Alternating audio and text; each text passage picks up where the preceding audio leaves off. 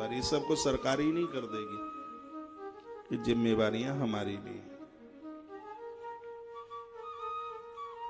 तत्पश्चात जैसे नहा धो के तैयार हो गए हैं तो तीसरे नंबर पर है अग्नि। एक दिया जलाइए आप अपने मंदिर में, इसका प्रभाव आप देखेंगे।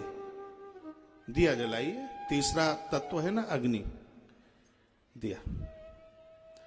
और मुझे कोई पूछे तो कभी तो मुझे सूर्य से भी पहले दिया बहुत बढ़िया लगता है। क्यों? इसलिए दीपक कहता है भैया मैं सूरज नहीं जो शाम होते ढल जाऊंगा, मैं सूरज नहीं जो शाम होते ढल जाऊंगा, मैं तो एक दिया हूं, जब जला लोगे तभी तुम्हारे काम आऊंगा, जब जला लोगे तभी तुम्हारे काम आऊंगा। ये आप नित्य कीजिए, लास्ट समय तक कीजिए। आप एक दिया अपने मंदिर में रोज जलाइए, आपकी बॉडी में अग्नि तत्व पूरा होगा। बॉडी में अग्नि की जब कमी आती है, जठर कमजोर होता है, खट्टी डकारें आती हैं, भोजन पचता नहीं है, लीवर किडनी हल्के हो जाते हैं, डैमेज हो जाते हैं। यहां तक कि हम लोग हवन करते हैं, यज्ञ करते हैं, 365 दिन करते हैं और कभी भी नहीं चूकते। यज्ञ करने से अग्नि तत्व पूरा होता है। आग के ऊपर जो जलाया जाता है और वह अपार रूप धारण करता हुआ फिर वापस हमारे पास ही आता है। हजार बीमारियों को समाप्त करने की ताकत हवन में, अपराधों को समाप्त करने की ताकत हवन में, घर के वातावरण को ठीक करने की ताकत हवन में, यज्ञ में। प्रकृति का तीसरा तत्व है अग्नि। दिया जलाइए। फिर है वायु। वायु का गुण है स्पर्श। बड़ों के चरण छूइए, छोटों के सिर पर हाथ रखिए, स्पर्श। इसका अर्थ है ऑफिस जा रहे हो, देखिए क्या क्रम बताया। सुबह जगे तो धरती माता को प्रणाम, उसके बाद स्नान में जल को प्रणाम, नहाने के बाद मंदिर में एक दीपक की ज्योत, इतना हो गया। ऑफिस जा रहे हैं, काम पर जा रहे हैं, बच्चे स्कूल जा रहे हैं, तो वायु का गुण है स्पर्श। चरण छूइए, चरण छू लीजिए। अब है आकाश का गुण है जिसका नाम है शब्द। ऑफिस में पहुंचते हैं, राम राम बोलिए, प्रणाम बोलिए सामने वाले को, उसको भी बड़ा अच्छा लगेगा। ये 5 चीजें हमें देव बना देंगी। ये 5 देवताओं में क्या यही तो है, और क्या है 5 देवताओं में? विष्णु में आकाश का गुण है शब्द, सूर्य में वायु का गुण है, दुर्गा मां में अग्नि का गुण है, गणेश में जल का गुण है और महादेव में पृथ्वी का गुण है। इसलिए तो महादेव भस्म लगाते हैं, क्योंकि भस्म जमीन से पैदा होती है। गणेश को हाथी का मस्तिष्क है, क्योंकि हाथी को जल बहुत ज्यादा प्रिय है, बहुत प्रिय है हाथी को जल प्रिय है। जल तत्व का ये देवता है। दक्ष की बेटी ने दाहिने पैर से धरती को कोरेदा तो उसमें से आग प्रकट हो गई। ये शक्ति है, अग्नि का प्रतीक है। रामायण का सहारा लीजिए। जैसे ही रावण ने उस लक्ष्मण रेखा के ऊपर पाम रखा सीता को छूने के लिए, तो उसको लगा के मैं जल रहा हूं, क्योंकि शक्ति अग्नि तत्व है, अग्नि रूप है। इसलिए कहा जाता है कि माता परंभा की पूजा किया करें, नवरात्रा किया करें, क्योंकि आपको चूल्हा चौके में ज्यादा रहना पड़ता है।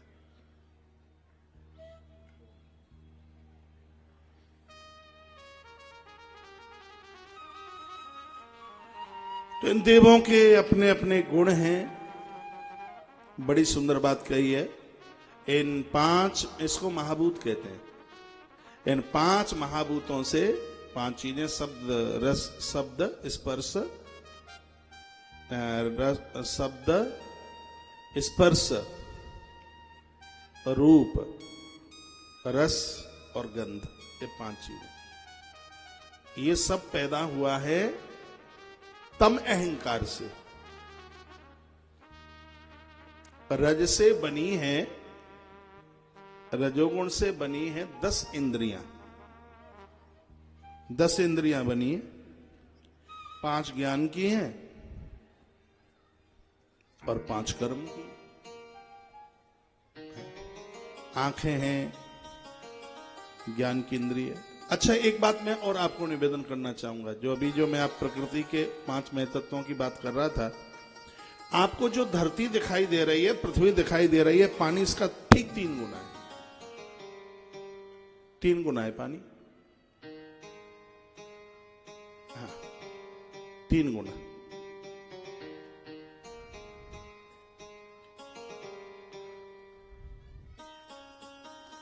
आपकी देह के ऊपर जो चमड़ा है, इसको धरती का तत्व समझ लीजिए, लेकिन अंदर इसमें रुधिर है, पीव है, मांस है, 7 धातुएं हैं, तो इसके 3 गुनी है।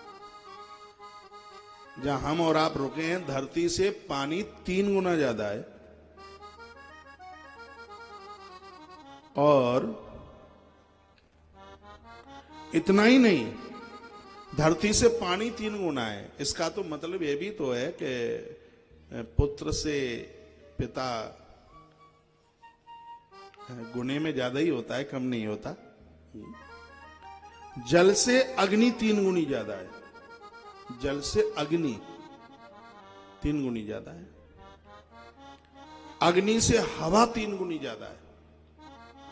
और हवा से शब्द 3 गुना ज्यादा है। जल से ज्यादा अग्नि है, जल से ज्यादा अग्नि। आप कहोगे जल से ज्यादा अग्नि कैसे है? सूर्य के पास पानी नहीं हो सकता, पर सूर्य के पास आग जरूर है।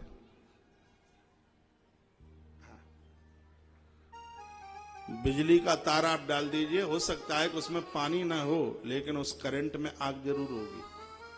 तो पानी से ज्यादा अग्नि है। हमारे और आपके 84 लाख योनियों में जो भी भोजन करते हैं, भोजन पचता है, वो आग के द्वारा न पक सकता न पच सकता। अग्नि ज्यादा है।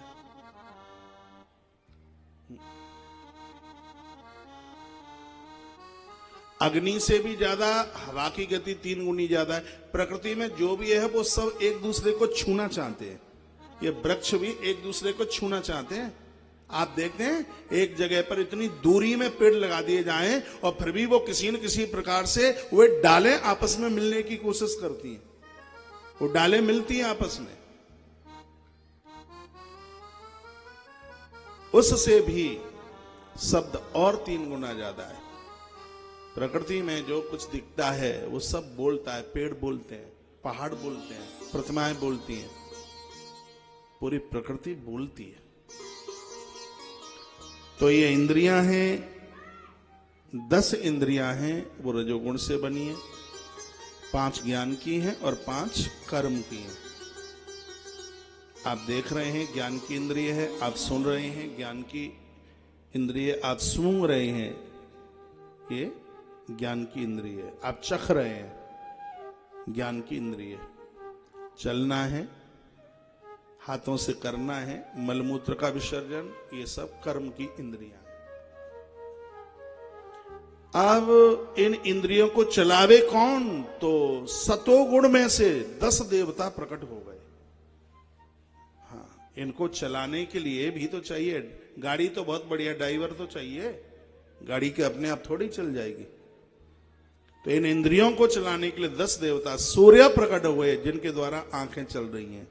इसलिए हम सूर्य भगवान को अर्घ देते हैं। हमारी ज्योत विस्तार पूर्वक हो आंखों की।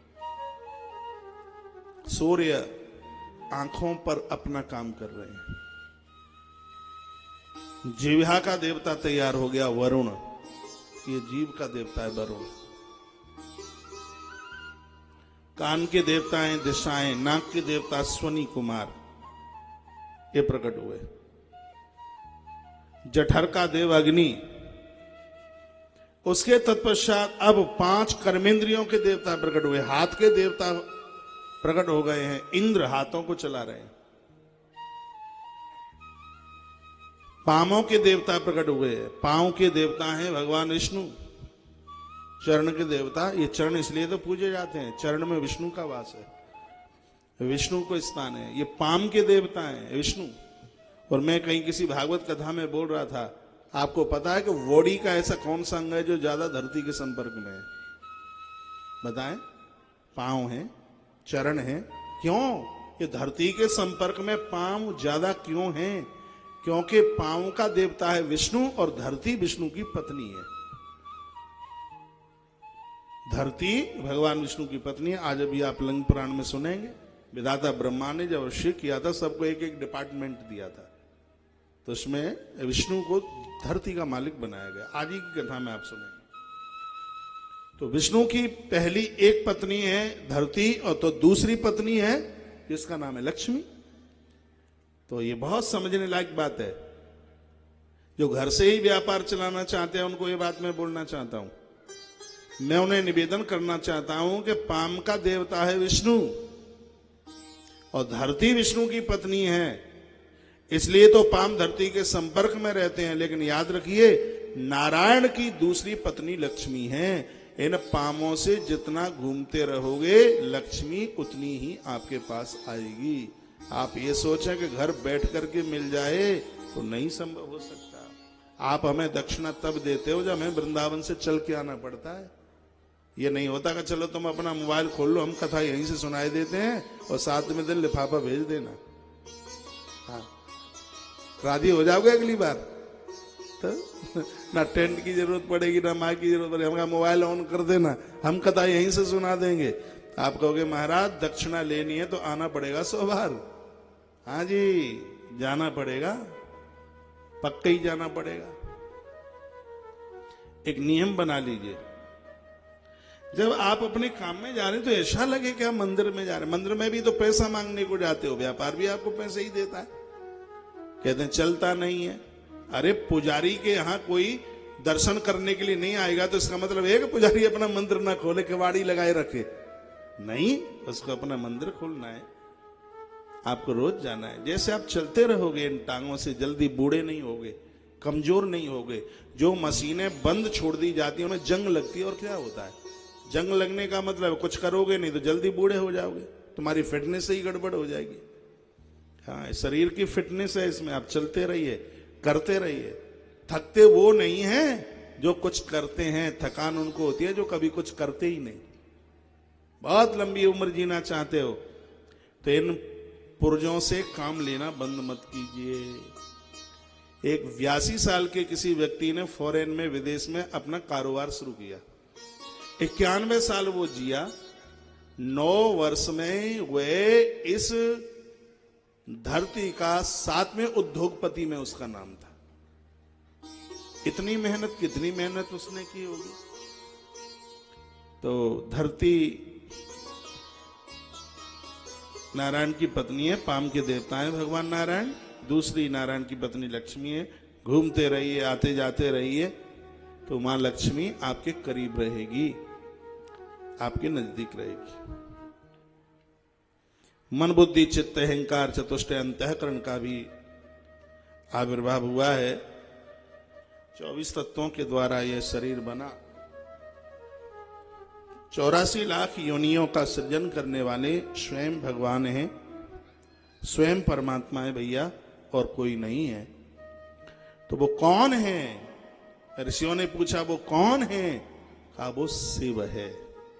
वही शिव है जो ब्रह्मा बनकर सृजन, विष्णु बनकर पालन और रुद्र बन के इसका उद्धार कर रहा है। ये वही शिव है। अब पूछा कि वह शिव इन 3 रूप में आके ईश्वर आकर के बनता है, इसकी पूजा किस प्रकार से करें? कल यहां प्रकरण छोड़ा था, और आइए एक बार मैं आपको वहीं उसी कथा की तरफ लेकर के चल रहा हूं। सुबह सुबह ले शिव का नाम, शिव आएंगे तेरे काम। फिर देखो चलते हैं, बहुत आनंद आएगा आज की कथा में।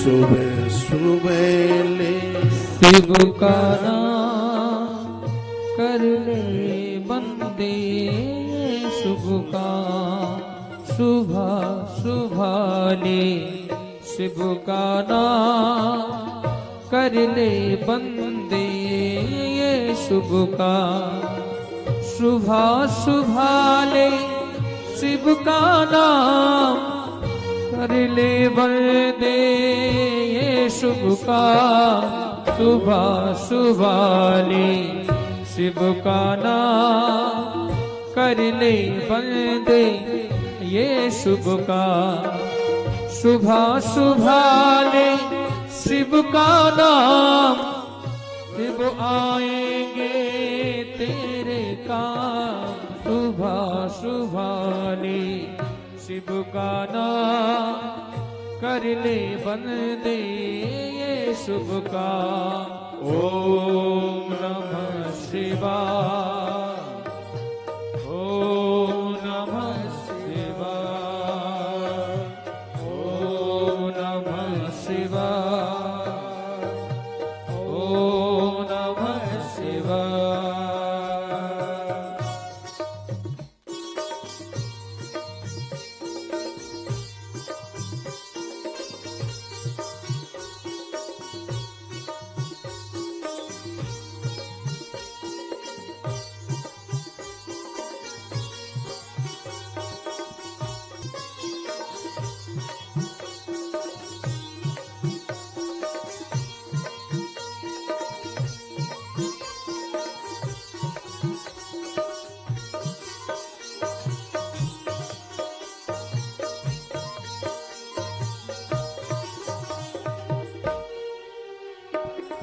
शिव के चरणों में मिलते हैं सारे तीर्थ चारों धाम, शिव के चरणों में मिलते हैं सारे तीर्थ चारों धाम। करनी का सुख तेरे हाथों, शिव के हाथों में परिणाम, शिव के हाथों में परिणाम। सुबह सुबह ले शिव का नाम कर ले बंदे, ये शुभ काम। ओम नमः शिवाय, ओम नमः शिवाय, ओम नमः शिवाय, ओम नमः शिवाय। हरि बोल।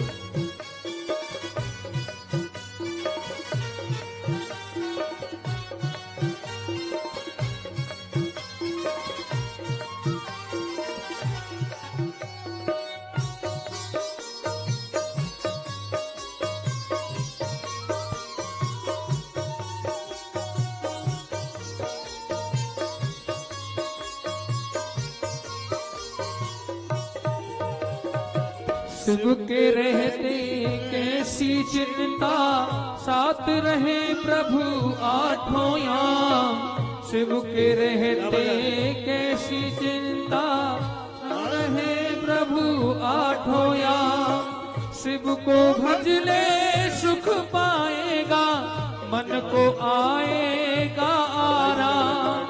शिव को भज ले सुख पाएगा, मन को आएगा आराम, मन को आएगा आराम।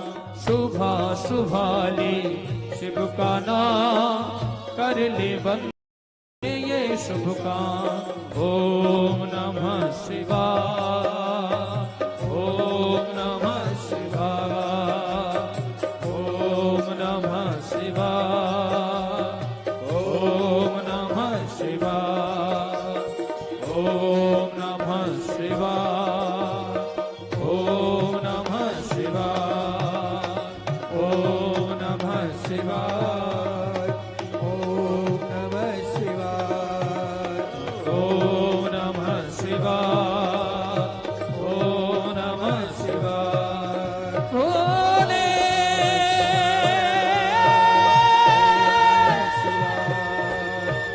भोले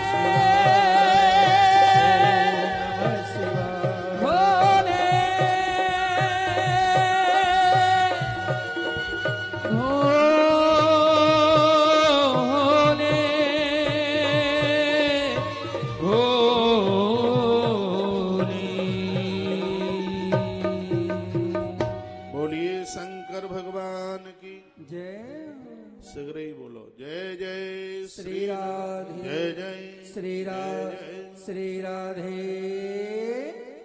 श्याम। तो आइए, ये पूछा गया कि जिस शिव ने पूरी सृष्टि की रचना की, गुरुदेव आप बता रहे हैं, ऐसा कोई उपाय है क्या, कोई ऐसी विधि है क्या, एक ही चीज को पूज करके ये तीनों देव संतुष्ट हो जाएं? कहे ना क्या, कथम पूज्यते महादेवो लिंग भूतिर्थ महेश्वर। जो आप भगवान शिव की जो पिंडी देखते हैं, इसमें ये त्रिदेवों का इसमें वास है। इसमें ये प्रकृति और पुरुष का यह जोड़ा है। जहां नीचे पानी गिरता है वो प्रकृति है, ऊपर जो पिंडी है वह पुरुष है। लिंग पुराण में लिखा है कि जो भी धरती पर पुरुष वर्ग दिखाई दे रहा है, इसमें महेश्वर का तत्व है। जो भी स्त्री रूप में जो दिखाई देवे, उसमें मां भगवती जगदम्बा का तत्व है। तो पूछा गया, भक्तुर मरसी चस्माकम रोमहर्षण सांप्रतम। सूत जी महाराज कहते हैं, मेरे पिता रोमहर्षण ने मुझे जो बताया है इस आराधना में, पूजा में, माताएं थोड़ा सा और ध्यान से सुन लीजिए और आप भी थोड़ा ध्यान से सुने। इसमें बताया गया कि पूजा में सबसे पहले यदि कोई वेदी है तो वह स्नान किए। अथय स्नान विदम बक्षे ब्रह्मणा नाम हिताय च सर्व पाप हरम साक्षात। देखो, परसों कोई पूछ रहा था स्नान करने से क्या होता है, तो श्लोक यहाँ हमें लिंग पुराण में मिल गया। अथय स्नान विदम बक्षे ब्राह्मणा नाम हिताय च। ब्राह्मणा नाम यानी यहाँ ब्रह्मा ये कथा सुना रहे हैं। सर्व पाप हरम साक्षात शिवेना कथितम पुराः। भैया, स्नान करके जो लोग पूजा में बैठते हैं, भगवान वरुण देवता उनके संपूर्ण पापों को जला करके खाक कर देते हैं, राख कर देते हैं। ये जिम्मेवारी उनकी है। इसलिए पूजा में, आराधना में स्नान की बात है। यहाँ स्नान के 3 रूप बताइए। क्या क्या है? 3। त्रिविधम स्नान आख्यातम देव देवेन संभूना। भगवान महादेव की पूजा के लिए 3 प्रकार का स्नान करें। क्या है? लिखने लायक बात है। जल से, भस्म से और मंत्र से। जल से, भस्म से और मंत्र से। इसका मतलब क्या? चूल्हे में लकड़ी जला करके राख शरीर के ऊपर लिपेटोगे? नहीं। तो फिर क्या करना है? यहां पर इस बात का, पहले का जो स्नान हुआ करता था उसमें लोग देह के ऊपर मिट्टी इस प्रकार से लगाते थे जैसे आज आप साबुन लगाते हैं। साबुन से साफ हो सकते हैं, लेकिन साबुन से शुद्ध तो नहीं हो सकते। आज महात्मा लोग गंगा जी नहाते हैं तो पूरे देह के ऊपर वो मिट्टी लपेटते हैं। अब आप पूरे देह के ऊपर मिट्टी न लगा पाओ तो पूजा में आप इतना तो कर सकते हैं। क्या? मलमूत्र के विसर्जन के तत्पश्चात जो आप साबुन से हाथ धोते हो, किसी दिन आप विशेष अनुष्ठान कर रहे हो, एकादशी कर रहे हो, सोमवार कर रहे हो, मंगलवार कर रहे हो, तो उस दिन कम से कम मिट्टी से तो हाथ साफ कर सकते हो। यहाँ राख का मतलब माटी से है। और मंत्र का मतलब क्या है? जिस समय आप नहा रहे हो उस समय आप चुप मत रहिए, कुछ बोलते रहिए, नदियों का नाम लेते रहिए। कुछ भी ना आता हो तो हनुमान चालीसा पढ़ते रहिए। ऐसा ना हो जाए कि पंजाब में कोई लुधियाना के भस्म से यानी मिट्टी से और मंत्र से स्नान किया जावे। बड़ी सुंदर बात कही है कि स्नान के तत्पश्चात व्यक्ति का उस समय भाव बड़ा शुद्ध होता है। और पूजा का मतलब है जिसकी भावना बढ़िया हो, जिसके भाव की शुद्धि हो। जिसका भाव शुद्ध नहीं है, देखो क्या लिखा हुआ है, जिनका भाव शुद्ध नहीं है 10,000 यज्ञ भी कर ले तो भी उसको उद्धार का कोई कारण नहीं मिल सकता। इसलिए अपने भाव को, दूषित विचारों को समाप्त कीजिए। नित्य सूर्य भगवान को अर्घ दीजिए। जिस समय आप सूर्य को अर्घ देते हो तो ये 3 देवता आपके उस अर्घ को स्वीकार करते हैं। तीनों के यहां नाम लिखे हुए हैं। आप सूर्य को जब अर्घ देते हो तो सूर्य, चंद्र और अग्नि तीनों इससे संतुष्ट होते हैं। सूर्य के पास तेज है, अग्नि का तेज है, और चंद्रमा सूर्य से प्रकाश लेते हैं रात्रि को चमकने के लिए। तो जो आप भगवान भास्कर को, सूर्य को जो आप अर्घ देते हो, यहां लिंग पुराण के अंतर्गत लिखा है, इससे तीनों देवता प्रसन्न होते हैं। सर्व पापई विशुद्धि अर्थ। देखो, अभी मैंने बोल रहा था ना आपको कि भगवान वरुण पापों को काट देते हैं। सर्व पाप विशुद्धि अर्थ मावाई वरुणम तथा। भगवान वरुण उसके संपूर्ण पापों को समाप्त कर देते हैं। और देखो ततोहो भानु सोम अग्निमंडलम स्मृत बसहा, आप जो जल देते हैं तो भानु यानी सूर्य, सोम यानी चंद्रमा और अग्नि, ये तीनों देव आपके उस जल को स्वीकार करते हैं। पूजा में 3 बार आचमन करके बैठे हैं। जो ये आज देखियो आचार्य जी जो पंडित जी पूजा कराते हैं, कहते हैं हाथ में जल लीजिए, वो सब मंत्र यहाँ लिखे हैं इसमें लिंग पुराण में।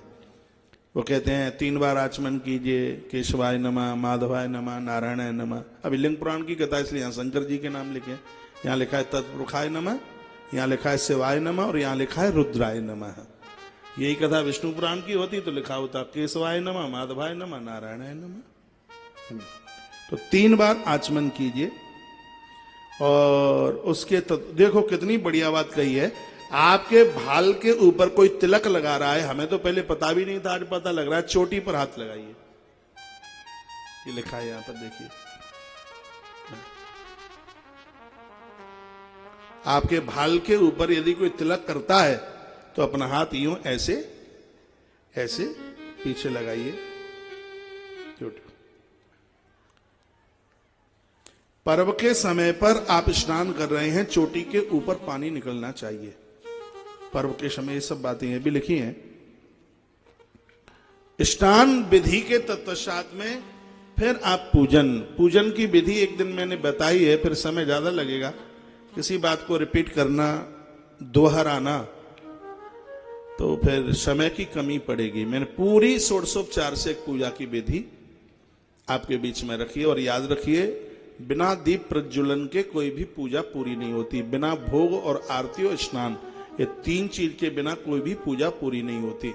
स्नान, भोग, आरती, इस तीनों को रखिएगा। तत्पश्चात यहां पर पंच यज्ञों का वर्णन किया गया है। आवाहित तो देवीम गायत्रीम वेद मातरम, वेद की माता गायत्री है। बताया गया कि उसके अन्न में दोष नहीं रहता जो गायत्री का जप करते हैं। लिंग पुराण में लिखा है, आयात वरदा देवी तन्नेनैव महेश्वरी। भैया माता गायत्री संपूर्ण पापों को जला के राख करती है, विद्वान बना देती है। सहस्रम बा तदर्थम बा सतष्टोत, ओहो देखो कमाल कर दिया। चाहे सहस्रम आप 1000 यज्ञ करें, चाहे आप 500 यज्ञ करें, चाहे आप 100 यज्ञ करें, जिस यज्ञ में गायत्री मंत्र से आहुति नहीं डाली जाएगी वो यज्ञ अपने आप में पूरा होगा ही नहीं। ये लिखा है यहां पर 5 प्रकार के यज्ञों का वर्णन किया है। और भी ग्रंथों के माध्यम से मैंने इसकी चर्चा आपको कई बार की है। पूरी सृष्टि यज्ञ में ही तो, आप भोजन करते हैं ये भी तो यज्ञ ही तो। यज्ञ में क्या होता है? कुंड होता है, सामग्री होती है, श्रवा होता है, श्रवा होता है। और एक जहां से यज्ञ डाले जाते हैं, यज्ञ में आहुति डाली जाती है, वो बाहर की पर्दे 3 मेखलाओं से जुड़ी हुई योनि, जहां से आप श्रवा से आप घी की आहुति डालते हैं। इस बॉडी में देखिए, इसमें भी तो आप रोज खाते हैं, क्या यज्ञ है? यज्ञ है, ये यज्ञ है। इसमें हाथ तो श्रवा का काम कर रहा है, मुंह योनि का काम कर रहा है, और जो पदार्थ है जो आप अंदर लेके जा रहे हैं वो साकल्य का काम कर रहा है। जो आपका पेट है वो कुंड का काम कर रहा है। आप यज्ञ करते हैं, उससे आपको फल प्राप्त होता है, और आप जो खाते हैं वह 7 धातुएं इस यज्ञ के परिणाम हैं। यज्ञ के द्वारा किया गया फल अपने आप में बड़ा विशेष है। और ये पेट में आहुति डालने से जो 7 धातुएं बनी हैं उसकी भी अपने आप में एक बहुत बड़ी विशेषता है। यज्ञ के फल को कोई ऐसे ही नष्ट नहीं करता। तो इस यज्ञ के द्वारा जो एक संपदा पैदा हुई है, प्रकट हुई है, उसको कोई ऐसे ही समाप्त नहीं करता। इसको भी एक यज्ञ का रूप दिया गया है। यह भी यज्ञ है। पोस्टरों पर लिखा होता है, यहां भी लिखा है शिव लिंग पुराण ज्ञान यज्ञ समारोह। यह भी एक यज्ञ है, यज्ञ है। ये भी जो आप ये कथा सुन रहे हैं, ये क्या है? यज्ञ है। इसमें प्रवचन साकल्य है, प्रवचन इसमें साकल्य है। बुद्धि इसमें अग्नि, बुद्धि बुद्धि इसमें अग्नि का काम कर रही है। प्रवचन इधर से जा रहा है, यहां से। ये कान देखिए, वो तो एक ही कुंड है, लेकिन यहां तो जितनी मुंडी है उतनी कुंडी है। ये जितनी मुंडी, एक एक मुंडी पर दो दो कुंडी लगी है। यानी कहने का मतलब है संपूर्ण प्रकृति यज्ञ में है, यज्ञ में है। यज्ञ के बिना तो कुछ है ही नहीं। और आप ये समझ लें कि स्त्री और पुरुष के माध्यम से एक संतति का जन्म होता है, एक संतान का जन्म होता है, वो भी यज्ञ का ही रूप है। अब कुछ बातें ऐसी हैं कि यहां से बड़ा पर्दा डाल करके बोलना पड़ता है, सब बातें यहां से नहीं कही जाती। हाँ, स्त्री और पुरुष का जो एक संबंध है, दोनों के माध्यम से एक संतति का, एक संतान का जन्म होता है, वो यज्ञ का ही तो रूप है। जिसमें पुरुष को श्रवा कहा है, श्रवा, पुरुष को श्रवा, जिस श्रवा से आहुति डाली जाती है, उस पुरुष को श्रवा का। एक बार जयकारा लगाइए, बोले बांके बिहारी लाल की जय। श्री हनुमान जी महाराज की जय। जय जय श्री राम, जय जय श्री राधे, जय जय। श्री राधे श्याम। और इन दोनों के माध्यम से जन्म लेने वाली जो संतान है, वो क्या है?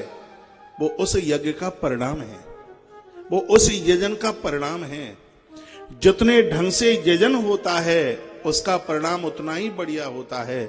माता पिता जितने बढ़िया सदाचार के साथ में रहते हैं, याद रखिए, संतान के रूप में उनका सदाचार ही तो प्रणाम स्वरूप, सद आचरण ही तो प्रणाम के रूप में, औलाद के रूप में प्रकट होता है। उनका अपराध ही संतान के रूप में प्रकट होता है। आप क्या समझ रहे हैं? दुर्योधन क्या है? ये गांधारी और धृतराष्ट्र का परिणाम है, और क्या है? युधिष्ठिर क्या है? माता कुंती का परिणाम है। ये जो संतति का जन्म होता है, मैं बोल नहीं पा रहा हूं, मैं हिचक रहा हूं, नहीं तो मैं बड़ा लंबा प्रवचन कर दूं इसके ऊपर, और ये सब बातें ग्रंथ की हैं। गोस्वामी जी कहते हैं कि चतुर्वक्ता तो वो है जो प्रसंग को होशियारी से निकल जाए बोल करके। ये संतति, सृष्टि का जन्म, ये क्या है? ये यजन है, एक यज्ञ है। संसार में ऐसी है कौन सी चीज जिसमें मेल फीमेल ना हो? आप बोल्ट कसते हैं ना, बोल्ट में एक होता है नट और एक होती है ढिबरी, होता है ना, एक होता है नट और एक होती है ढिबरी, जिसमें जो नट है वो पुल्लिंग है और जो ढिबरी है वो स्त्रीलिंग है। एक चीज नहीं है इस धरती की जो प्रकृति और पुरुष के अलावा हो। ये शिवलिंग की बात कही जा रही है, ये क्या है? ये प्रकृति और पुरुष, सृष्टि का सृजन नहीं होगा इसके बिना। ऐसी एक भी कोई चीज नहीं है इस धरती पर, एक भी कोई चीज नहीं है जो स्त्रीलिंग और पुल्लिंग में न बटी हुई हो। एक भी चीज नहीं है ऐसी। मैं बोल रहा हूं ये पुल्लिंग है, माइक स्वीकार कर रहा है स्त्रीलिंग है, और आप जो सुन रहे हैं ये इस यज्ञ का परिणाम है। ऐसा कुछ है ही नहीं। खेत में हल चल रहा है, बीज सामग्री है, धरती प्रकृति है, और वह हल एक श्रवा का काम कर रहा है। वो क्या है? वो भी एक यजन है। लिंग पुराण की बात मुझे इतनी बढ़िया लगी है, जो भी कोई कार्य हो रहा है वो सब यजन स्वरूप है, यज्ञ रूप है। यज्ञ होता है, वर्षा होती है, वर्षा होती है, अन्न पैदा होता है, अन्न पैदा होता है, 7 धातुएं बनती हैं। जब 7 धातुएं बनती हैं तब जीव का जन्म होता है। तो सबके आधार में यज्ञ ही तो है। यज्ञ के बिना कुछ हो ही नहीं सकता। यानी सृष्टि के क्रम में एक यज्ञ एक बहुत बड़ी ताकत है। हमारे इन वेदों ने, ग्रंथों ने 5 प्रकार के यज्ञों का वर्णन किया है, वो आप लिख सकते हैं। 5 तरह के यज्ञ हैं, ये आप लिख लें। 5 प्रकार के यज्ञ में आप लिख लीजिए ब्रह्म यज्ञ। पहला यज्ञ है ब्रह्म यज्ञ, दूसरा है पितृ यज्ञ, तीसरा है देव यज्ञ, चौथा है अतिथि यज्ञ, और 5वां है भूत यज्ञ। भूत कहते हैं संस्कृत में प्राणी को। इन यज्ञों की मैं व्याख्या करूं उससे पहले कुछ चीजें ये लिख ले। आप यज्ञ में कौन सी आहुति डालने से क्या प्राप्त होगा? यज्ञ में शहद की आहुति डालते हैं तो उपद्रव समाप्त हो जाएगा। माता पिता संतान को जन्म देने से पहले यदि शहद का प्रयोग करते हैं तो जन्म लेने वाली संतान उपद्रवी पैदा नहीं होगी। क्या कमाल की बात है। पूरी जिंदगी को आप यज्ञ से जोड़िए। इस यज्ञ में आप शहद की आहुति डालेंगे। सुनो, बहुत ध्यान से, रिकॉर्ड करने लायक बात है। इस यज्ञ में आप शहद की आहुति डालोगे तो उपद्रव समाप्त हो जाएंगे। विवाह के तत्पश्चात पति और पत्नी कुछ समय तक दूध में, पानी में, प्रसाद में दोनों शहद लें। उसके तत्पश्चात जन्म लेने वाली संतान उपद्रवी पैदा नहीं हो सकती। ये हमारा वेद कहता है। अपने जीवन को यज्ञ से जोड़िए। ये कहते हैं स्वाहा स्वाहा, बस ये ऐसे ही स्वाहा स्वाहा नहीं है। इसका बहुत बड़ा, समाधिया जी, बहुत बड़ा विज्ञान है। इसका बहुत बड़ा विज्ञान है। कोई मेरी बात मान तो ले। मैं तो निवेदन हाथ जोड़ जोड़ करके मनवाता हूं, मान लो हमारी बात। खीर से राम प्रकट होते हैं। खीर का विज्ञान है, विज्ञान है खीर का। फल खा के संतान का जन्म होता है, ये उसका विज्ञान है। उसका ये ऐसे ही नहीं है। संपूर्ण सृष्टि यजन के ऊपर, यज्ञ के ऊपर टिकी है। दूसरी बात मैं बोल रहा हूं, घी घृत की आहुति डालते हैं यज्ञ में तो वहां से धन की प्राप्ति होती है। घी की आहुति डाल करके धन की प्राप्ति होती है। बच्चों को जन्म देने से पहले माता पिता घृत पदार्थों का, गव्य चीजों का भैया सेवन करें। दोनों के माध्यम से जन्म लेने वाली औलाद है वो आपकी संपत्ति को उड़ाने वाली नहीं, आपकी संपत्ति को बचाने वाली संतान जन्म लेगी। घी का ये प्रभाव है। चाहे इसको इस यज्ञ में डालिए और चाहे इस घी को इस यज्ञ में डालिए। माइक खोल भाई। जोर से बोलता हूं तो कमजोर क्यों पड़ता है?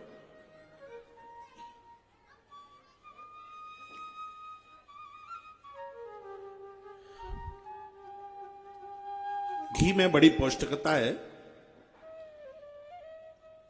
घी के बिना कोई भी यज्ञ पूरा नहीं होता। तो गौ गव्य के बिना आपका जीवन पूरा ठीक से कैसे होगा? इसलिए घृत, और विशेष रूप से उन माताओं का ध्यान रखना जो बच्चों को जन्म देने वाली हैं। इसी ग्रंथ के माध्यम से एक दिन मैंने निवेदन किया है। एक सूखा गोला, उसको ऊपर से काटिए, उसमें पूरा घी भरिए, फिर ऊपर से बंद कर दीजिए और उसको एक मटके में, मिट्टी के मटके में रख दीजिए 90 दिन के लिए। 90 दिन के तत्पश्चात घी उसकी रग रग में घुस गया होगा। फिर उसके छोटे छोटे टुकड़े बारीकी से पीसिए, उसका लड्डू बनाइए और भी कोई पदार्थ बनाइए। जन्म देने वाली उस स्त्री को, उस पुरुष को, दोनों को वो घृत सामग्री दीजिए। दोनों के माध्यम से जन्म लेने वाली अद्भुत औलाद का जन्म होगा, ग्रंथ कहता है। घी की आहुति, घी धन प्रवर्तक है। इस यज्ञ में घी की आहुति डालोगे तो वह धन की प्राप्ति कराएगा। और बच्चों को जन्म देने से पहले इस घी को तुम स्वीकार करोगे तो ऐसी औलाद का जन्म होगा जो तुम्हारे धन का नाश नहीं, तुम्हारे धन की वृद्धि करेगा। क्योंकि संतान 3 प्रकार की होती है। एक है उत्तम, एक है मध्यम और तीसरी है अधम। मध्यम संतान वह है माता पिता ने जो दिया है उसको ना घटने दिया ना बढ़ने दिया, उसको मध्यम कहते हैं। खोलो भाई माइक। और उत्तम औलाद वह है माता पिता ने जो दिया उसका कई गुना करके रख दिया। और अधम वह होता है भैया बढ़ाया बढ़ाया तो कुछ भी नहीं, और जो था उसको 3 दिन में सब सफाया कर दिया, वो अधम होता है। वो तो 3 प्रकार की संतान है। ये तो अब हम विचार कर लें कि उनमें से हम कौन से हो सकते हैं। देख लें, पूछ लें अपने आप को। यज्ञ की भाई बात चल रही। यज्ञ वही विष्णु, यज्ञ तो साक्षात ईश्वर का ही रूप है। हाँ, आगे इसमें लिखा है दूध के द्वारा गांव की प्राप्ति होती है। दूध के द्वारा, दूध यज्ञ में डालो, गांव के गांव आपके होंगे। और दुग्ध यदि आप अपने उदर में पहुंचाओ, अपने पेट में पहुंचाओ भैया दुग्ध का तो इतना बड़ा प्रभाव है, क्या बताऊं। मैं और तो कुछ पता नहीं क्या लेता हूं नहीं लेता, लेकिन कथा में दूध पी करके जरूर बैठता हूं। सोचने की ताकत बढ़ती है, मस्तिष्क बिल्कुल ताजी रहता है। हाँ बिल्कुल। और ये दूध को भी आप ये स्त्री पुरुष लेते रहेंगे तो होने वाली संतान के ऊपर इसका बहुत अद्भुत गहरा प्रभाव होगा। तत्पश्चात है अंगूर। आहा, अंगूर की आहुति डालने से इष्ट की प्राप्ति होती है। अंगूर को आप फ्रूट में, फल में जोड़िए। इधर जो माता पिता फल का सेवन करते हैं, जिन्होंने फल लिया है, तत्पश्चात होने वाली जो संतान है, सच मानिए बहुत भजनानंदी होती है। आप जाएंगे संतों के पास तो संत उसको फल देते हैं। हाँ, फल देते हैं उसे, समोसा थोड़ी देते हैं कि जाओ समोसा खा लो और बेटा हो जाएगा। ना चिलगम देते, देते हैं? नहीं देते, फल देते हैं। फल ही क्यों देते हैं? कोको कोलाई बोतल क्यों नहीं देते? फल ही क्यों देते हैं? वो फल इसलिए देते हैं कि तुम्हारी कोख से जन्म लेने वाला बच्चा भगवान का भक्त हो, क्योंकि तुम पुत्रवान तभी तो मानी जाओगी। गोस्वामी जी की आवाज है, पुत्रवती जुबती जग सोई। आहा, आगे रघुबर भगत जासु सुत होई। तो ये फल का प्रभाव है। फल स्वास्थ्य के लिए बड़ा लाभदायक है। अंगूर, अंगूर जब सूख जाता है तो क्या किसमिस का रूप धारण कर लेता है? अंगूर सूखा अंगूर किसमिस का रूप धारण करता है। रात्रि को किसमिस पानी में भिगाएं, सुबह उसका जल पिए, किडनी कभी भी फेल नहीं हो सकती। हाँ, ये किसमिस का प्रभाव है। ये किडनी मजबूत होती है। सबसे बड़ी बात है, बाथरूम संबंधी जो भी रोग हैं वो सब किनारा कर जाते हैं। इसका मतलब यह भी है, ऐसी चीजें खा करके जो स्त्री पुरुष संतान को जन्म देते हैं, जन्म से वह बच्चे रोगी नहीं होते। ना बाल फैल होगा, ना उसको डायबिटीज होगी, ना आंखों की रोशनी कम होगी, ना और कुछ उल्टा पुल्टा होगा। इसका प्रभाव है। माइक खोल दे भैया, जितनी है इसमें आवाज, 5 पुस्ते पे आवाज पहुंचनी चाहिए। बोलिए बांके बिहारी लाल की जय हो, हनुमान जी महाराज की जय हो। अब ये बताओ, कथा कहता रहूं कि तुम्हें थोड़ा बहुत कीर्तन की जरूरत है? मुझे तो नहीं जरूरत है, तुम बताइए, बोलो। हाँ देखो हाथ ला रहे हैं, कोई जरूरत नहीं है, कथा ही कहिए। ना तो सूखे सर्राटे है और क्या। हाँ। और यज्ञ में देखिए, खील, खील जानते हैं? हाँ, दिवाली पर खीली कहते हैं उसको। खील और लाई में अंतर है। जिसका मुरमुरा बनता है वो तो लाई होती है, जो गडेली के संग खाई जाती है वो खील होती है। हाँ, खील गडेली होती है। खील भुजा हुआ चावल उस तरीके का होता है। इसकी भी आहुति डाली जाती है, इससे राज्य की प्राप्ति होती है। उधर भी स्वास्थ्य के लिए खील बहुत फायदेमंद है। तत्पश्चात इधर कमल की आहुति डाली जाती है तो धन की प्राप्ति होती है। कमल ऐसा है, कीचड़ की बूंद जिसको छू नहीं सकती, तो इशारा करता है कि बच्चों को जन्म देने से पहले माता पिता यदि वासना से रहित हैं, उनके पास नकारात्मक सोच नहीं है, तो भैया ऐसी औलाद जन्म लेगी, उनके यहां वो संपूर्ण धरती के मालिक होंगे वह बच्चे। तत्पश्चात केले की आहुति है। आहा, केला, केले की आहुति डालने से, यहां लिखा है अपने लोग कभी अपने से दूर नहीं हो सकते। यज्ञ में केले की आहुति डालने से पति आपसे दूर नहीं होगा, बेटे आपसे दूर नहीं होंगे, कुनवा आपसे दूर नहीं होगा। ये केले का प्रभाव है। यज्ञ में केले की आहुति डाली जाती है। आजकल बच्चे प्राय विवाह के बाद दूर ही हो जाते हैं, बहुत बड़ी संख्या में दूर हो जाते हैं। तो केले का यह बड़ा प्रभाव है, जिससे परिवार के लोग दूर ना हो। गूगल, गूगल ये गूगल नेट वाला इंटरनेट वाला गूगल नहीं है। हाँ, ये गूगल चलाने के काम में आता है गूगल। इससे दुख नष्ट होते हैं। आरती में, पूजा में इसका प्रयोग किया करें। हवन में इसकी विशेष आहुति डाली जाती है। तिल अभिष्ट सिद्धि देता है। तिल यज्ञ में कपूर बाक सिद्धि हो जाती है। कपूर आरती तो पूरी ही नहीं होती कपूर के बिना। गुड़ की आहुति डालने से मनोरथ सिद्ध हो जाते हैं। आज सुबह आप लोग आए होंगे पूजा में, आए, आपने देखा हमने गुड़ की आहुति डाली थी। काय के लिए डाली थी? ठंड इतनी ज्यादा पड़ रही थी कि सर्दी में सबको कभी श्रोता कम हो रहे थे। आप यदि विश्वास करने में एकदम 100% सच बोल रहा हूं, इसमें इतना भी झूठा नहीं है। मैंने गुड़ की आहुति डाल के यज्ञ नारायण भगवान को यह कहा था कि आज मौसम बढ़िया कर दो सो श्रोताओं की संख्या कम ना हो। ये आज ही की बात है, समाधि आज आज सुबह की बात है। जो पूजा में रहे होंगे उन्होंने देखा होगा हमने गुड़ की आहुति कल तो नहीं डाली, परसों नहीं डाली, अदरसों नहीं डाली, आज डाली। आज हमने गुड़ की आहुति डाली है।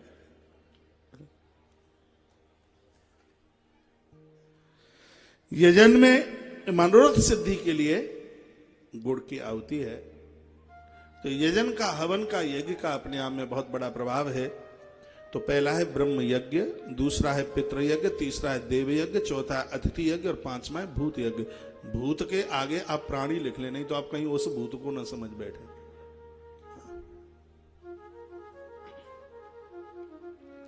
भूत से बड़ा डर लगता है। छोटे में वहां खेत में कुएं से ताऊ को रात का भोजन दे के आते तो खेत में एक बिजू का गड़ा हुआ होता। वो बिजू का ये लगे कि बिल्कुल भूत ही है। हमें तो हनुमान चालीसा तभी याद हो गया जिस समय वो खेत में बिजू का भूत के रूप में देखा। हनुमान चालीसा, तासों भूत प्रेत सब कांपे, पूरनदास बाबा कहते थे। हाँ, भूत प्रेत सब कांपे, वो भूत कांपे हमें ना छुए। हनुमान चालीसा तभी तभी याद हो गया। तो भूत इस संस्कृत का शब्द है, भूत वंश है प्राणी। तो अब इन 5 यज्ञों की महिमा देखिए क्या है। सबसे पहले क्या निवेदन किया आपको? ब्रह्म यज्ञ।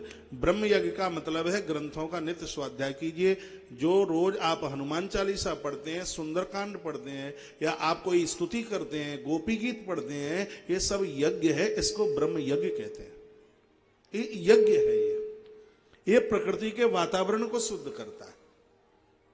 ये पाठ जो आप करते हैं, स्वाध्याय ग्रंथ का करते हैं, इसको फर्स्ट नंबर के यज्ञ में लिया गया है। पहला नंबर है, इसका नाम है ब्रह्म यज्ञ। इसके बिना आप रहिए मत।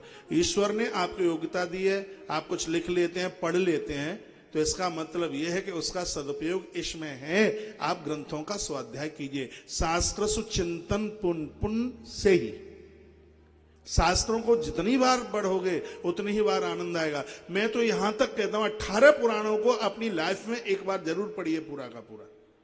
महीने 2 महीने में एक ग्रंथ को आप पूरा कर देंगे। आजकल तो इतनी व्यवस्था है, धन्यवाद गीता प्रेस का कीजिए जिसने सब अनुवाद कर दिया है। नहीं तो आज से 70 साल पहले या 60 साल पहले ये सब उपलब्धि नहीं थी। आज तो उसको बहुत सरल बना दिया गया। तो पहला यज्ञ है कि आप ग्रंथों का पाठन करते हैं, उसको ब्रह्म यज्ञ कहते हैं। ग्रंथ पढ़ने से बड़े सुंदर विचार भाव बड़े सुंदर होंगे। तो पहला ब्रह्म यज्ञ, ग्रंथों का स्वाध्याय। गीता जी का 15वां अध्याय पढ़िए, आपके घर से कोई भूखा नहीं जा सकता। 18वां अध्याय पढ़िए, आपके पास मोह की प्रवृत्ति आपको घेर नहीं सकती। 18वां अध्याय गीता का। गीता जी का 18वां अध्याय पढ़ने वाले चुटकियों के साथ अपना अंतिम समय छोड़ते हैं, उनको चारपाई नहीं गोड़नी पड़ती। मैं तो यहां तक कहता हूं, घर में कोई बूढ़ा है जिसको दिक्कत हो रही है, परेशान है, ना खड़ा होता ना मरता। अब ये जरूरी नहीं है कि 150 साल जिसकी चारपाई की रस्सी काटनी पड़े तब 125 साल जी के जाए। इसमें तो वो चलता फिरता चला जाए तो ज्यादा ठीक है। 3 बात मैं आपको बता रहा हूं। गीता जी का 18वां अध्याय, उस व्यक्ति के लिए गोदान, और उसके लिए तीसरी बात है एकादशी के व्रत का कोई समर्पण। किसी ने एकादशी की हो, संकल्प करके उसको दे दीजिए या उसके निमित्त गोदान करा दीजिए। अपने यहां देखो बोलते कहते हैं कि उसको गैया लग गई। जिनको गैया लग गई आपने देखा होगा, या दुनिया छोड़ के चले गए होंगे या खड़े हो गए होंगे।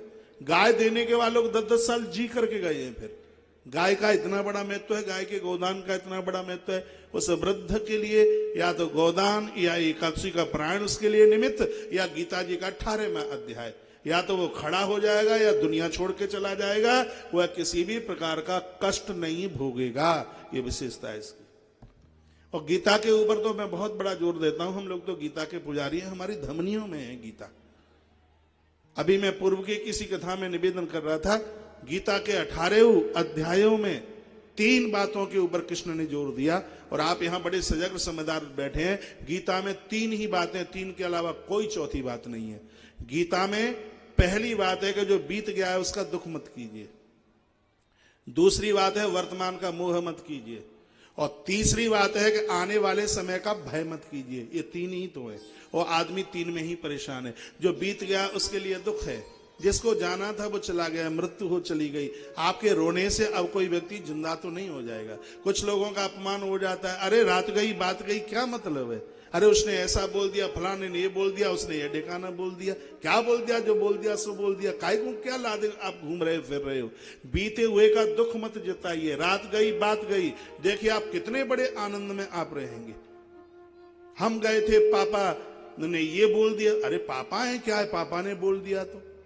मम्मी हमसे बोली भी नहीं, चाची ने हमें देख करके मुंह लटका लिया। ये कोई बात है? जो निकल गया उसको छोड़िए। वर्तमान का मोह, बीते का दुख नहीं और वर्तमान का मोह नहीं। ये मेरा है, ये मेरा है, इसी में तो परेशान हो। ये मेरा है, ये मेरा, ये मेरा, ये मेरा, ये मेरा है, मोह। आवाज सुनाई में आई थी, भाई साहब उसका एक्सीडेंट हो गया, कोई दुख नहीं हुआ, एक कह करके रह गए। लेकिन पता चला कि तुम्हारा बेटा फलानी जगह पर एक्सीडेंट हो गया, तो आंख में आंसू हैं, उसका दुख नहीं हुआ। इसका दुख क्यों हुआ? क्योंकि इसको आपने अपना बना लिया है, इससे आप मोहित हो चुके हैं। गोस्वामी जी उत्तरकांड में यहां तक कहते हैं, संपूर्ण दुखों का यदि कोई कारण है तो वो मोह है। मोह धृतराष्ट्र है, मोह को धृतराष्ट्र कहा गया है। मोह सकल व्याधिन कर मूला, उपजहि जिनते विविध प्रशूला। प्रशूल कहते हैं कांटों को। संपूर्ण दुखों का कांटा तो ये मोह है, जिसको आप जकड़े बैठे हैं, जिसको आपने अपना लिया है, अपना बना लिया। कहते हैं ये मेरा है, मेरा मेरा। गीता ने इसका विरोध किया। धृतराष्ट्र को समझाने के लिए यही 3 सूत्र इतने थे, लेकिन वो कहां मानने को तैयार हुआ। और ये बात तब सुनाई जा रही है जब अर्जुन को लग रहा था कि ये मेरे लोग मर रहे हैं, मेरे रिश्तेदार मर रहे हैं, ये सब मेरा कुटुंब खानदान मर रहा है। उस समय उस रण की बीच भूमि पर खड़े होकर भगवान, कृष्ण क्या है ये आप गीता पढ़ेंगे तब पता चलेगा। अब बात रही है तीसरी, भविष्य का भय। ये माताएं बहुत परेशान है। ये काय से परेशान है? एक तरफ तो लग रहा है अब बेटे का विवाह हो जाए, और संग ही दूसरी तरफ से परेशान है कहीं इसकी घरवाली झगड़ालू ना आ जाए। हाँ, ये सब भयभीत है, कोई एक आधी बची होगी, इन्हें बड़ा डर है। हाँ, ये भय है। राम भरोसे जो रहे पर्वत पर हरियाए। आपका स्वभाव ठीक होगा, क्या करेगी बहू? हाँ, निडर होना सीखिए, निडर बनिए, गीता का वाक्य है। तो मैं यहां व्यासपीठ से ब्रह्म यज्ञ की बात जो मैं आपको निवेदन कर रहा हूं, ग्रंथों का आप नित्य स्वाध्याय कीजिए। ये यज्ञ है, यजन है, मैं करता हूं इसलिए आपको बोल रहा हूं। इस ग्रंथ में 5 यज्ञों के ऊपर बहुत बड़ा जोर दिया गया। दूसरा है पितृ यज्ञ। घर में बुजुर्ग हैं, वृद्ध हैं, बूढ़े हैं, उनको पहले जमाइए। वो नहीं हैं उनके लिए श्राद्ध कर्म कीजिए। आप दान पुण्य करते हैं उनके निमित्त कीजिए। ये सब पितृ यज्ञ में आता है। आपको कहीं अपना नाम लिखाने की जरूरत पड़ गई, यदि उसमें आपने अपना सन ऑफ लिखाया है, आपका पितृ यज्ञ पूरा हो रहा है। मेरे देश का बहुत इलाका ऐसा है जहां लोग अपने नाम के साथ पिताजी का नाम श्री नरेंद्र दामोदर दास मोदी, बहुत है ऐसा भूभाग, बहुत इलाका है जहां संग में ही पिता का नाम। अपने पूर्वजों को याद करना एक यज्ञ है, पितृ यज्ञ है। घर में बुजुर्ग हैं, वो बड़े लोग भाग्यशाली हैं, बड़भागी हैं, बुजुर्ग हैं, ठीक है। अब बूढ़ों का स्वभाव तो उन्होंने 57 साल पहले का देश देखा है, तो स्वभाव उनका वही होगा।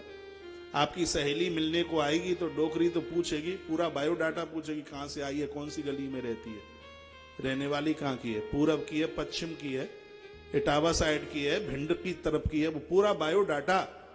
शादी के समय पर भी कोई इतना ना पूछे जितना वो पूछे। अब उनके कल्चर में, उनके स्वभाव में आप कहीं क्यों बुरा मानते हैं? मेरी बहनों को तो सासुएं इसलिए बुरी लगती हैं कि सहेली का पूरा बायोडाटा मांगती है, इसलिए।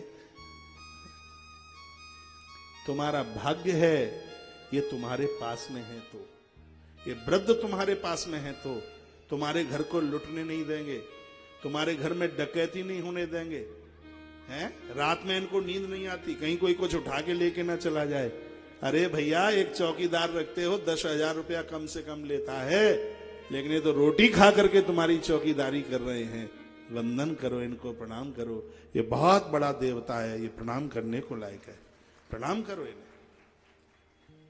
अब आप दिल्ली रह रहे हैं, जन्मभूमि से बहुत दूर आप रह रहे हैं, अपने हृदय में उनके प्रति सहानुभूति रखिए, श्रद्धा रखिए उनके प्रति, उनके प्रति। वर्ष में एक आध बार तुम उनके पास जाते रहिए या उनको बुलाते रहिए। ज्यादा लंबे समय तक उन्हें रोकोगे, महीने महीने, तो उन्हें चैन कहां पड़ेगा यहाँ, क्योंकि जितना बड़ा तुम्हारा पूरा का पूरा घर है, हाँ, इससे ज्यादा बड़ी तो उनकी पौर है बाहर की भैया, और का इससे भी और ज्यादा बड़ी होगी। उनको तो वहां नीम की छैया में खटिया। चलो, जितने दिन के लिए आते हैं उतने दिन के लिए बुलाइए या उनके पास खुद जाइए। पितृ यज्ञ है, मेरी बड़ी श्रद्धा है, इसलिए मैं वृद्धों के पास बहुत बैठता हूं, उनसे बात करता हूं, मुझे बहुत अच्छे लगते हैं दादा लोग। एक बार जयकारा लगाओगे? कौन से देवता का? सोच लो पहले। बोलो बटेश्वरनाथ भगवान की जय हो। गुफा वाले हनुमान जी महाराज की जय जय जय श्री राम, जय जय श्री राम, जय जय। श्री राधे श्याम। तो ये रहा पितृ यज्ञ, श्राद्ध करते रहिए। ये मत कहिए कि वो जीवने को आएगा कि नहीं, वो आता है, और भगवान वहां रहते हैं। कहां? देखिए रामायण का अयोध्या कांड है। तर्पण होम करही विधि नाना, तर्पण होम करही विधि नाना, प्रजवाए ते बहुदाना, प्रजवाए ते बहुदाना, तर्पण होम करई विधि नाना, तर्पण होम करई विधि नाना, प्रजवाई तेहि बहुदाना, प्रजवाई तेहि बहुदाना, तर्पण होम करई विधि नाना, प्रजवाए तेहि बहुदाना, प्रजवाए तेहि बहुदाना। तर्पण होम करही विधि नाना। भैया स्वयं महर्षि वाल्मीकि जी ने कहा है, जो पूर्वजों के लिए तर्पण करते हैं, श्राद्ध कर्म करते हैं, ब्राह्मणों को बुलाते हैं, दक्षिणा देते हैं, उन्हें जिमाते हैं, हे प्रभु अयोध्या रहना भले ही भूल जाना, लेकिन उन लोगों के हृदय में वास करना आप कभी भी मत भूलना, पूर्वजों के लिए कीजिए। ऐसा ही अपना ही तो धर्म है। नहीं तो एक दूसरे धर्म का आदमी पानी मांगता मांगता मर गया, किसी ने उसे पानी नहीं पिलाया, धर्म का तो नाम नहीं लूंगा, और मरते समय उसने क्या बोला, क्या बोला? मैं धन्यवाद करता हूं उन हिंदुओं का, जिंदे जी तो पानी पिलाते हैं, पर मरने के बाद में भी साल में 16-16 दिन जल पिलाते रहते हैं अपने पूर्वजों को, अपने पुरखों को। अपना जैसा धर्म कहां मिलेगा? ताली इतनी कमजोर क्यों बजाई है आपने? खा पी के नहीं आए? धन्यवाद। तो इसे कहते हैं पितृयज्ञ। पितृयज्ञ का मतलब है आपके घर में जो बूढ़े हैं, वृद्ध हैं, वो तृप्त हों, संतुष्ट हों। ये पितृयज्ञ है। इनको तृप्त रखिए, इनको प्रसन्न रखिए। मरने के बाद 100 कुंडल का भंडारा करना कुछ नहीं होता। फिर जिंदे जी इनको तृप्त रखिए, प्रसन्न रखिए, सेवा कीजिए।